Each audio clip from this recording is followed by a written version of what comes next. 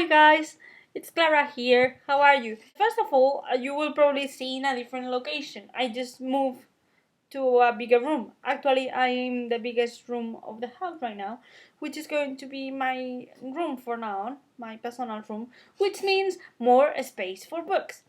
So, what I'm going to talk about this week, I have realized that although I have a read profile, I haven't done a wrap up yet.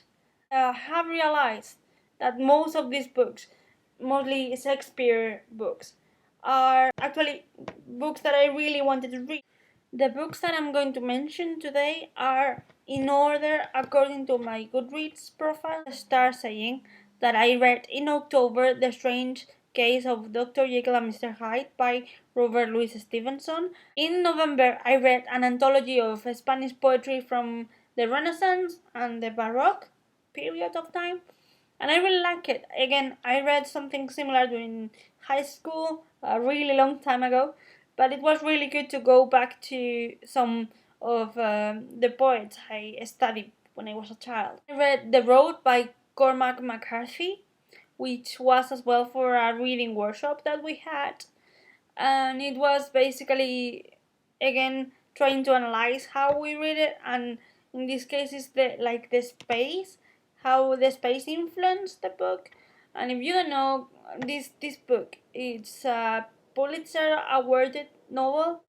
The next book I read was Sonnets and a Lover's Complaint by William Shakespeare.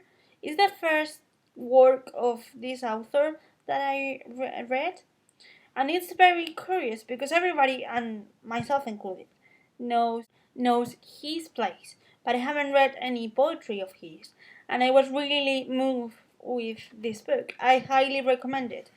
Also, I read a bilingual edition. Also, last year while I was abroad, I became a fan of the TV series Doctor Who, and I think it's in the third season with David Tennant as the Doctor. There's an episode revolving William Shakespeare, and it's really funny to see how there's some comments in the episode where he talks to the Doctor and his companion, and he mentioned the idea of doing sonnets about them, sonnets that are really in this book, so they are references to the actual book. The next book I read was Hamlet by William Shakespeare. You will see in this wrap up that November was really moving around this British author, and I really like it. I found it hard to get into this story.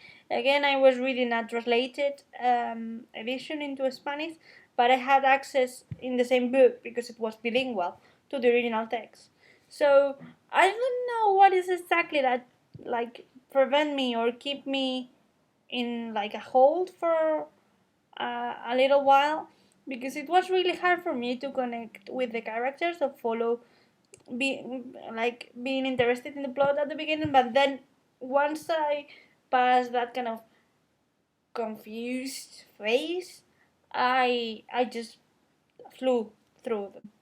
It's a very dramatic story with revenge as a main element.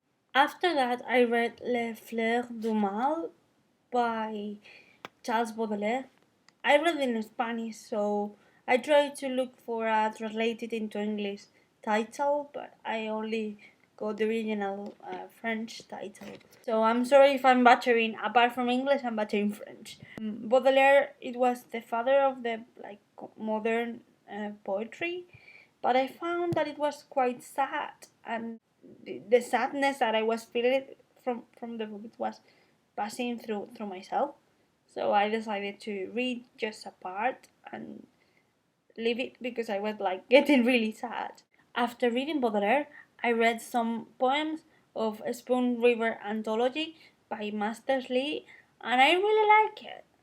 It was as well very, very sad as Baudelaire, but I found that I was really engaged with the cynical and ironical description of the people that live there through the poems. After reading that, I read The Sound and the Fury by Faulkner, which is considered a very important author in contemporary um, novel, I believe. He started a new trend for novels, which is like the fragmented story divided in different perspectives.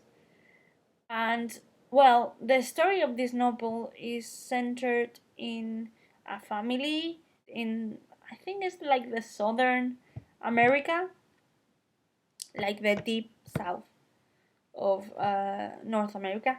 I found that this story, which tells how this family is like falling into, from having prosperity and fame and being important, how they are falling apart. Later, I read Poet in New York by Federico Garcia Lorca. Federico Garcia Lorca is a Spanish poet and dramaturg. I find that although I adore his theater, I had again trouble reading this book. It's really an interesting book. Don't get me wrong. After that, I read my favorite Shakespeare play, Much Ado About Nothing. I hope I'm not butchering the title. I adore that play. I already knew that play because of the 1990s movie with Kenneth Branagh and Emma Thompson as the main characters. But I don't know, I adore the comedy. Beatrice will be always my favorite heroine in Shakespeare plays. And she's brilliant. And Benedict of Padua. I cannot say anything wrong or bad about Benedict. A Chilean author, Pablo Neruda. I had a selection of his like romantic poems, and it's quite a short book, but I found that I really like how he connects the women of his life to his poems. And lastly, I read Don Juan Tenorio by Jose Zorrilla. This play, because it's a play, is a very important play in Spain. It's like one of the most important romantic plays that we have. And also, I think it's universally known because it raises the stereotypical figure of the Don Juan, the male character that seduces women and fights and loves without measure. Let's go with the books I have to read at the moment. La Casa de Bernarda Alba by Federico Garcia Lorca, which is like a dramatic play. And I'm going to compare it with Romeo and Juliet by William Shakespeare, like in the sense of the mother and father relationship with the daughter. That was everything for today. As always, comment down below and follow me on my social media accounts, also in the box. And please let me know which book would you like to see made. As always, thank you for watching. You are great. I will see you next week. Bye.